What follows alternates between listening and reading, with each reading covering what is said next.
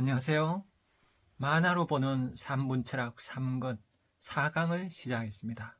4강의 주제는 키르케고르입니다. 키르케고르는 19세기에 그 철학을 편 실존주의 철학의 아버지죠. 이 키르케고르의 실존주의가 어떻게 등장했는가, 그 배경을 살펴보면은 19세기 이때까지는 사람들이 상당히 희망을 가진 사회였어요. 중세 신중심 사회에서 인간 중심 사회가 열리기 시작하죠. 15, 16세기 르네상스가 열리면서 17세기, 18세기, 19세기는 산업 사회가 꽃을 피웠죠. 그래서 겉으로는 상당히 화려한 사회였어요. 그러나 그 이면에는 어때요? 노동자의 그 참혹한 노동자의 모습이 있고, 또 1, 2차 대전이 일어나고, 아우슈비츠 그 무참한 살해가 있고, 또 기후가 오고, 이런 것 속에서 어때요? 개인의 삶이 이제 피폐해지죠. 그래서 개인이 어떻게 잘 살 것인가 하는 문제가 이제 등장하죠. 이게 실존주의예요. 키르케고르가 처음에 이제 실존주의를 제창했죠. 이 실존주의의 그 대표 철학자가 사르트르죠. 이 사르트르의 그 철학하고 그 이전의 철학은 참 달라요. 사르트르는 이런 말 했죠. 실존은 본질에 앞선다. 이런 말 있죠. 실존은 본질. 실존은 뭔가 하면은 실제 존재하는 삶이에요. 실제 여기 존재하는 여기 삶. 내 삶. 그래서 실존은 어때요? 앞으로 미래를 내가 만들어갈 수 있는 거죠. 그래서 본질은 어때요? 본래 질이죠. 변치 않는 질이죠. 그래서 서양 철학은 본질주의 철학이었어요. 플라톤부터 이데아가 본질이죠. 그리고 눈에 보이는 우리 현상은 본질이 아니에요. 그래서 본질을 추구한 철학이죠. 그래서 이데아를 추구하고 중세 신중주의 신 중심의 철학이 전개되고, 그다가 근대 산업사가 열리면서 이때였대요. 인간 이성주의 철학. 이성에 대한 믿음이 있었죠. 신 대신에 이성이 자리 잡은 거죠. 그래서 인간의 이성적 존재. 데카르트가 그 철학을 처음 폈죠. 나는 생각한다, 고로 존재한다. 그래서 생각하는 이성적 인간. 인간에 신뢰가 있었어요.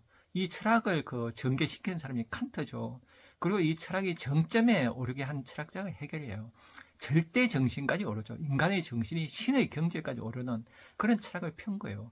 근데 철학은 그렇게 화려했으나 이 세상은 참혹했잖아요. 그래서 인간이 이런 이성에 대해서 불신을 하게 돼요.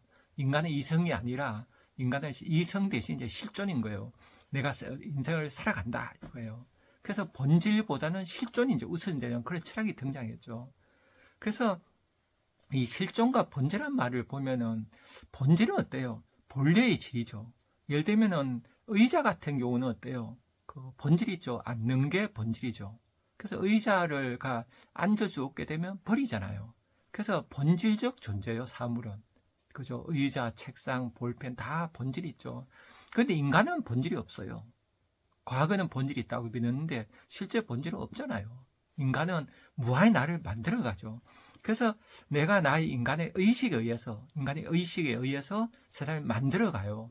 이게 실존주의예요. 실제 존재하는 나. 내가 나를 어떻게 창조하고 발명하는 거예요. 그게 실존이죠. 그래서 실존주의는 인간의 삶의 주인, 내 삶을 선택하는 삶, 이게 이제 중시되는 거죠. 이 철학을 편 철학자가 바로 키르케고르죠. 이 키르케고르에서 공부해 보면은 이제 그 한 유치원의 사례를 들어볼게요. 한 유치원 학생이 유치원생 어린아이가 이런 말 하더래요. 아침에 하더니 왜 자꾸 아침에 오는 거야? 그러더래요. 유치원 가기 싫은 거죠. 자꾸 아침에 오니까. 그죠? 왜 자꾸 아침에 오는 거야? 그러면 어른이 뭐라고 답변해 줘야 돼요? 지구가 돈인가라고 얘기해야 돼요? 뭐라고 해야 돼요? 그러니까 이게 뭐라고 말해도 뭐가 설명이 잘 안 되는 것 같죠? 이런 게 이제 그 부조리예요. 조리 있게 할 수 없는 거. 이 세상은 지구가 왜 도는가? 그 지구가 돌아서 아침에 온다 그러면 애가 묻겠죠. 왜 지구 돌아? 그럼 나중에 답변을 하기가 힘들어요. 이런 게 부조리예요. 조리가 없는 거예요. 이 세상은. 내가 왜 태어난지도 모르겠고, 왜 사는지 모르겠고, 어디로 가는지 모르겠고, 이런 게 이제 실존의 그 아픔, 내가 실제 존재하는 나의 그 불안 같은 거죠. 아픔이죠. 그래서 인생은 결국 의미가 없는 허무한 걸 느끼게 돼요. 그래서 어떻게 살아갈 것인가? 이 부조리한 세상. 인간이 이성으로 생각해보면 불효자죠. 조리가 없어요. 왜 왔는지 몰라요. 그래서 깨달은 사람은 이성을 아는가 느낌을 알죠. 그래서 부조리한 세상에서 나온 게 바로 실존주의죠. 그 키르케고르는 그 실존을 세 단계로 설명해요. 그 헤겔의 변증법에 비슷하죠. 정반합. 그래서 어떤 삶이 있고 더 나은 삶, 더 나은 삶에 완성되는 정반합.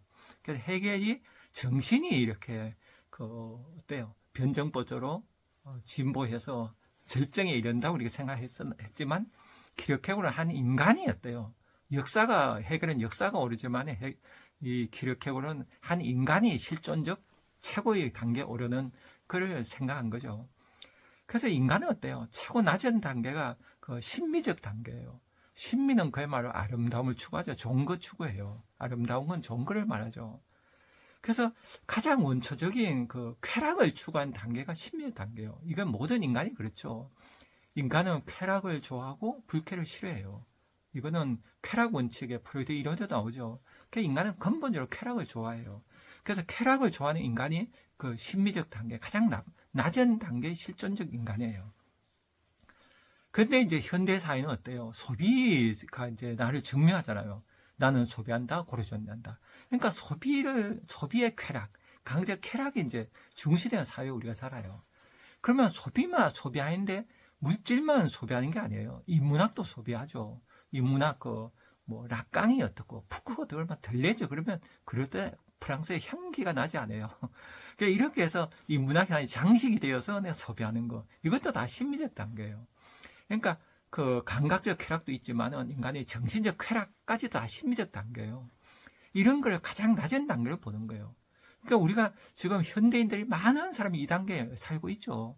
쾌락, 감각적 쾌락을 누리지만은 또 지적 쾌락이라는 것도 있잖아요. 우리가 좋은 책 읽고 얘기를 나누고 좋은 연극 보고 쾌락 느끼고 이런 것도 다 낮은 단계로 보는 거예요. 그래서 물론 이런 이 문학을 공부하면서 어떤 깊은 정신에 들어가면은 심리적 단계가 아니죠.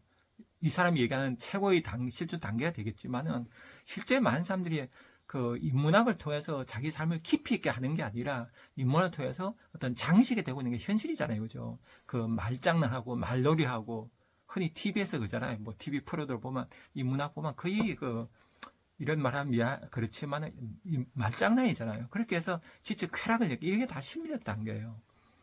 이 심리적 단계의 삶을 우리가 한번 보면은 그 시를 통해서도 공부해 보겠습니다.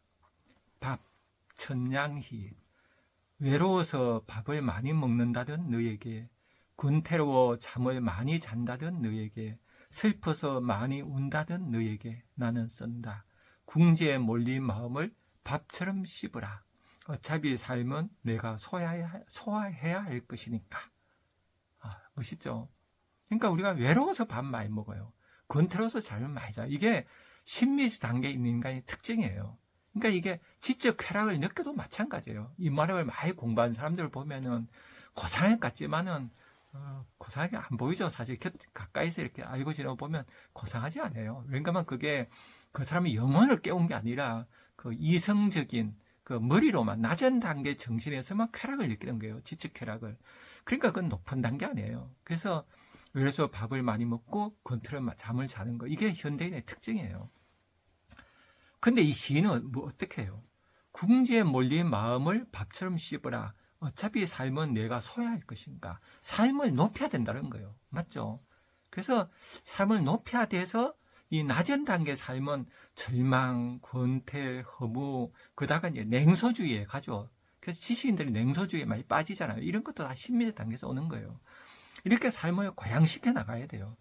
그래서 한 단계 올라간 단계가 윤리적 단계예요. 이제 도덕적으로 잘 살고 싶어지는 거예요. 쾌락만 추구하다가 뭔가 도덕적 인간을 바라는 거예요. 이게 이제 키르케고르의 한 단계 올라간다 얘기하죠. 저는 조폭 영화에 보면 조폭들이 팔에다가 쓰잖아요. 착하게 살자. 이게 그 심리 단계 사는 조폭들이 윤리 단계를 꿈꾸는 거라는 생각 들어요. 그래서 근데 윤리적 단계로 올라가는 인간이 윤리적으로 살아보니까 어때요? 잘 돼요? 안 되죠. 그 자신에 대한 다시 어때요? 실망을 느끼게 돼요. 삶의 허무, 불안이 다시 와요. 내가 제대로 못 사는구나. 그래서 이 절망 상태에 빠졌을 때 바로 그 키르케고르는 그런 얘기예요. 절망은 죽음의 이런 병이다. 그죠? 이제 삶이 절망스러워요. 내가 왜 사나? 이렇게 돼요. 이렇게 돼서 이제 죽고 싶어져요. 죽고 싶어질 때 이때가 이제 중요한 거예요. 이게 이제 프로이드로 얘기하면 타나토스죠. 죽고 싶은 욕구가 와요. 그래서 정말 시들시들 죽을 수도 있어요. 그러나 우리가 어때요? 바닥을 치면 올라가잖아요. 여기 차이가 그래요. 우리가 삶에 절망이 왔을 때가 이제 중요하거든요. 절망이 왔을 때 그냥 나를 내버려 두면 어때요? 나를 그냥 이렇게 자포자기 해버리면은 그냥 끝나요. 그러나 그거를 그대로 수용해요. 적극적 수용하는 거예요. 이게 체념하는 거죠. 체념이란 게 나를 그냥 늘부러지게 놔두는 거가 아니에요.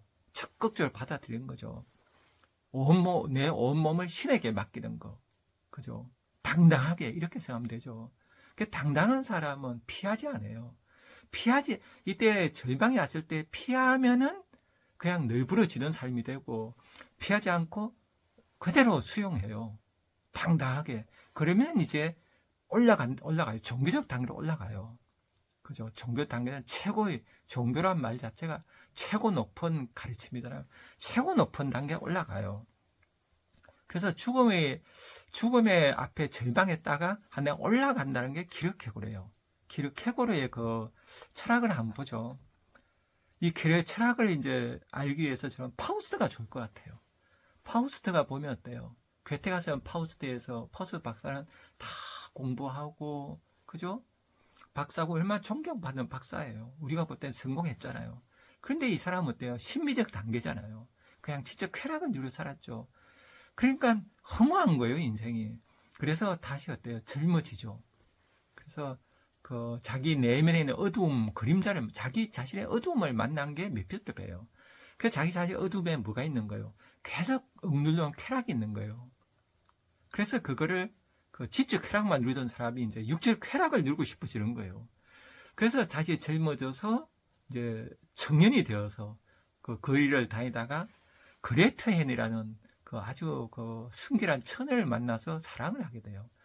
그래서 이 순결한 처녀하고 사랑하는 과정에서 그레테헨이 살인을 저지게 돼요. 엄마도 죽이고 아들도 죽이게 만들죠. 이렇게 해서 감옥에 갇히게 돼요.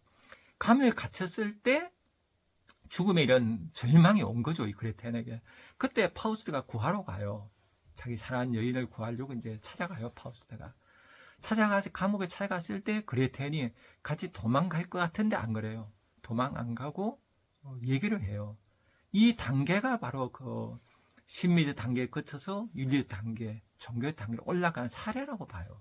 그러니까 인간은 그 정신도 변정부잖아요. 해결이 말하는 올라가게 돼 있거든요. 그래서 사람도 정신이 올라가요. 올라가는 그 방법은 뭐예요? 딱 하나요. 자기 마음을 바라보는 거예요. 우리가 신미적 단계에 빠졌을 때 그냥 쾌락을 누리잖아요. 그러면 계속 쾌락을 누리다가 그냥 그렇게 살다 죽어요. 근데 나는 쾌락을 쫓으며 사는구나 하고 바라보기만 해요. 그걸 평가하지 말고 쾌락을 누리는 자신의 마음을 들여다보면 우리 안에 뭐가 있어요? 우리 안에 셀프의 마음이 있어요. 본성이 있죠. 신의 마음이 있어요. 이게 깨어나서 나를 이걸 해결해 줘요. 낮은 단계 해결하고 높은 단계에 깨어나요. 그래서 마음 공부는 그냥 들여다보면 돼요. 내가 화나 있구나, 슬프구나, 바라보기만 하면 어때요? 무심하게 바라보면은 이게 자망이죠, 장자가. 그래서 깨어나요. 이거를 그레테헨이 했다고 보면 돼요. 그레테헨이 그죠? 그 순결한 처녀가 엄마를 죽게 만들고 얼마나 슬프겠어요. 절망에 빠졌겠죠, 감옥에서.